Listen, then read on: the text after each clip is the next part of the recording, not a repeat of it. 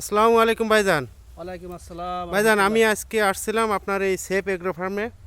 এখানে দেখছি আপনি বিভিন্ন রকম একসাথে যৌথ চাষ করছেন। এখানে মালটা গাছ দেখছি এবং এর ভিতরে আখ লাগানো দেখছি এবং কিছু সবজিও আছে, ওল আছে, আবার এক ধরনের মিষ্টি আলুর লতা দেখছি।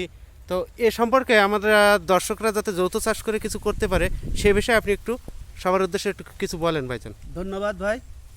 একটা কথা হলো যে আজকে দেশের কৃষক নানাভাবে অর্থনৈতিকভাবে জর্জরিত।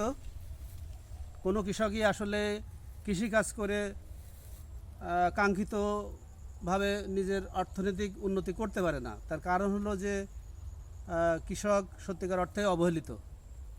তো এখন আমি এখানে যৌথ একটা চাষ এই জন্য করেছি যে এটা যদি সফলতা আসে তাহলে এটা দেখে অন্যরা অনুপ্রাণিত হবে। এখানে মালটা গাছ লাগানো হয়েছে, মূলত এটা মালটার ক্ষেত। 11 ফিট বা 11 ফিট দূরত্বে মালটা গাছ লাগানো, বাকি জায়গাটা যত কাজে লাগে এই জন্য আমরা এর সাথে মিশ্র চাষ করেছি। পাশে অড়হর গাছ, আপনারা হয়তো বলবেন যে অড়হর গাছ কেন? অড়হর গাছ এই জন্য, অড়হর গাছের গোড়ায় আপনার মাইকোরাইজা নামে ব্যাকটেরিয়া বসবাস করে। মাইকোরাইজার কাজ হলো বাতাস থেকে নাইট্রোজেন নিয়ে আশেপাশের গাছকে সরবরাহ করা। জি পাশে দেখবেন ভাই, যে এটার কি আর কোনো নাম আছে? অড়হর নামে পরিচিত। আইরি গাছের মতো দেখতে আইরি তো। বলে অনেকে, লোকাল ভাষায় আইরি বলে, ও, আচ্ছা, কিন্তু এটা আচ্ছা। মূলত অড়হর গাছ। জি তো এই গাছটা অবশ্য যে কোনো কারণ হোক এটার গ্রোথ ভালো হয় না, এই গাছটাও প্রতিস্থাপন করা হবে, এখানে অন্য গাছ দেওয়া হবে। আখ লাগানো আছে পাশে মালটা গাছের মাঝখান দিয়ে। এখানেও আপনারা দেখছেন, হ্যাঁ, একটা নির্দিষ্ট দূরত্বে আমরা আখ লাগাইছি এবং সাথে সাথে মাটিতে মিষ্টি আলু চাষ করা হয়েছে।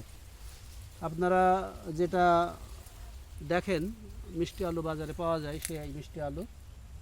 তো এটার আর একটা উপকারিতা হলো মিষ্টি আলু গাছ লাগালে জমিতে অন্যান্য আগাছার জন্ম বেশি একটা হতে পারে না। গাছ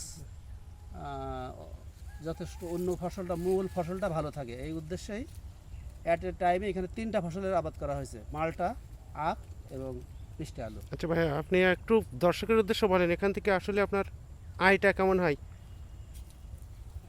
এখানে পরীক্ষামূলকভাবে করা হয়েছে। কতটুকু আছে এই জায়গাটু? শুধু এই মালটার এই যে যৌথ আখ সহ? এখানে 1 বিঘা জমিতে এটা পরীক্ষামূলক করা হয়েছে। আপনারা দূরে দেখছেন আখের গাছ, ওখানে একটা গাছ থেকে অতগুলো আখ হয়েছে, পাশেই কিন্তু মালটা গাছ।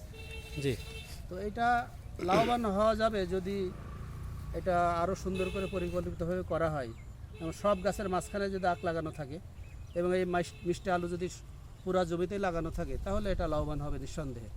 জি, ধন্যবাদ ভাই আপনাকে। ওকে, জাজাকাল্লাহ খায়ের।